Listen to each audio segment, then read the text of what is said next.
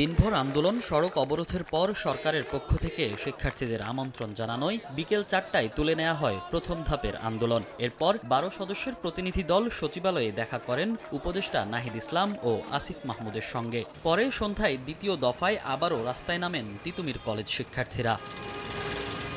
পরে সংবাদ সম্মেলন করে ঘোষণা করেন পরবর্তী কর্মসূচি। সচিবালয়ে উপদেষ্টাদের সঙ্গে বসে চূড়ান্ত সিদ্ধান্ত না আসায় নতুন কর্মসূচির কথা জানান তারা। অনির্দিষ্টকালের জন্য কলেজ ক্যাম্পাস ক্লোজ ডাউন ঘোষণা করে মঙ্গলবার চূড়ান্ত সিদ্ধান্ত না হলে কঠোর কর্মসূচির হুঁশিয়ারিও দেন শিক্ষার্থীরা।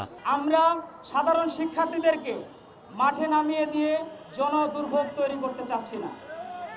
আমরা আগামীকালকে আমাদের তিতুমীর পক্ষ থেকে সিদ্ধান্ত এটাই, তিতুমীরের ক্যাম্পাসের গেট অনির্দিষ্টকালের জন্য বন্ধ থাকবে। এখানে কোনো পরীক্ষা, ক্লাস কোনো কিছু সংগঠিত হবে না। এর আগে সোমবার সকালে একক বিশ্ববিদ্যালয়ের দাবিতে কয়েক হাজার শিক্ষার্থী ক্যাম্পাস থেকে মিছিল বের করেন। মিছিল শেষে মোয়াখালী রেল ক্রসিং ও সড়ক অবরোধ করেন শিক্ষার্থীরা। তাদের দাবি, তিতুমীর কলেজকে স্বতন্ত্র বিশ্ববিদ্যালয় হিসেবে প্রতিষ্ঠা করতে দ্রুত কমিশন গঠন করতে হবে। আজকের এই আন্দোলনের একমাত্র লক্ষ্য হচ্ছে আমরা তিতুমীর বিশ্ববিদ্যালয় চাই। তিতুমীর কলেজকে পূর্ণাঙ্গ বিশ্ববিদ্যালয় করার পেছনে আমরা এর আগে থেকে শান্তিপূর্ণ বিভিন্ন কর্মসূচি দিয়ে আসছি। তিতুমীর বিশ্ববিদ্যালয় হওয়ার জন্য যে যৌক্তিক আন্দোলন, সেটা 97 থেকে চলছে।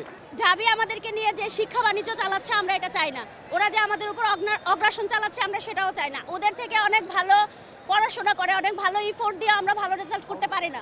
মোয়াখালী রেলগেট অবরোধের সময় একটি ট্রেন ক্রসিং অতিক্রমের সময় ইটপাটকেল ছোড়া হলে কয়েকজন যাত্রী আহত হন। এছাড়া কর্মসূচিতে ঢাকার সঙ্গে বন্ধ হয়ে যায় সারা দেশের রেল যোগাযোগ। তবে সন্ধ্যার ব্রিফিংয়ে শিক্ষার্থীরা এমন ঘটনায় দুঃখ প্রকাশ করে বলেন, আহত হয়েছেন বেশ কয়েকজন শিক্ষার্থীও।